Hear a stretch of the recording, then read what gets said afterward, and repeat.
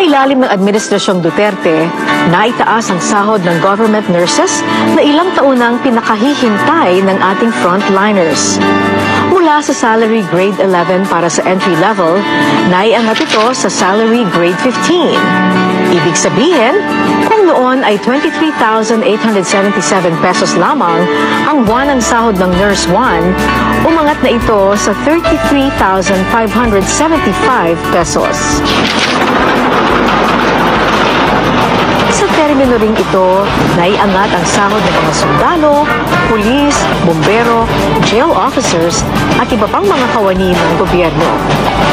Kasabay nito ang pag-modernize at pag-procure ng mga makabagong kagamitan para sa Armed Forces of the Philippines at Philippine National Police para sa kaligtasan ng bansa at ng mamamayan. Sa panahon din ng Duterte administration, nagkaroon ng adjustment sa personal income tax na hindi man lang nagalaw sa loob ng 2 dekada. Ito lang ang administrasyon na nakapagpababa ng personal income tax ng karaniwang minimum wage earner, kung saan the administration practically gave 14-month pay sa karaniwang Pilipino. Kapag ka kasi binawasan yung tax na iko-collect sa'yo, may gagamitin kang panggastos.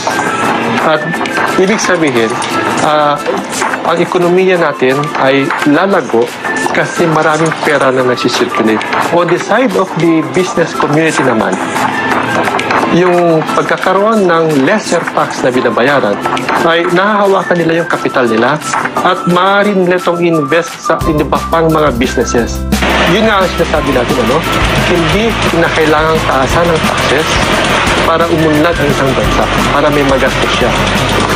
Sometimes it's better to cut the tax para may maiwan sa mga kumpanya para makapag-innovate pa ito ng panibagong mga produkto. Kasi kung sinasakal mo ang isang kumpanya at kinukuha mo ang pera sa kanya, nawawalan siya ng pera para gumawa pa ng panibagong mga produkto.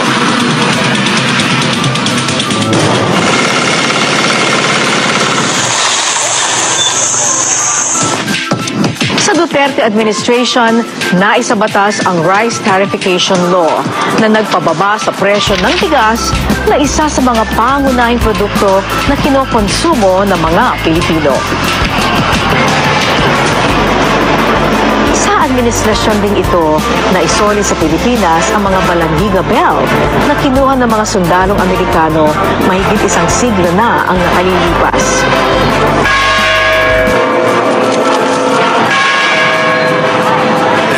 A return, credit goes to the American people and to the Filipino people. Period. Mabuhay ang Pilipinas. Sa panahon ng Pangulong Duterte, pinapatunayan na ang Pilipinas ay isang matatag na republika. They strengthened the institution, they strengthened the bureaucracies, Shape at naibalik ang ganda ng Boracay.